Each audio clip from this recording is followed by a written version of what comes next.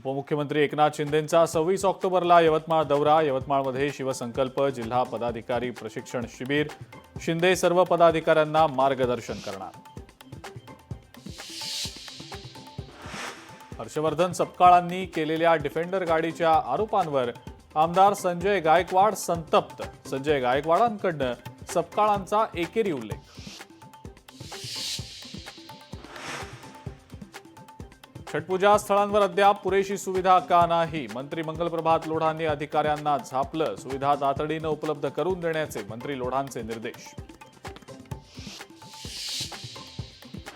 छत्रपती संभाजीनगरमध्ये टोमॅटोचे दर कोसळल्यानं शेतकरी आक्रमक। अचानक दर कोसळल्यानं संतप्त शेतकऱ्यांचा रास्ता रोको। आंदोलनामुळे 3 तासांपासून वाहतूक ठप्प। अरबी समुद्रात वादळ सदृश वातावरण। ताशी 40 ते 50 किलोमीटर वेगानं वारे वाहणार। हवामान विभागाचा इशारा।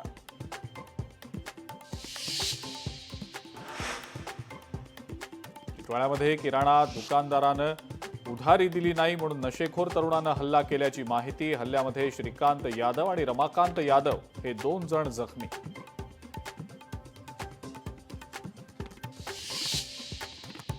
मीरा भाईंदरच्या कनाकिया परिसरात पोलिसांचा कामचुकारपणा उघड। मोबाईल चोरीची घटना सीसीटीव्हीमध्ये चित्रित। तरीही पोलिसांनी केवळ मोबाईल हरवल्याची केली नोंद। आणि भिवंडीतल्या उड्डाण पुलावर दुचाकीनं घेतला पेट। आगीमध्ये दुचाकी जळून खाक।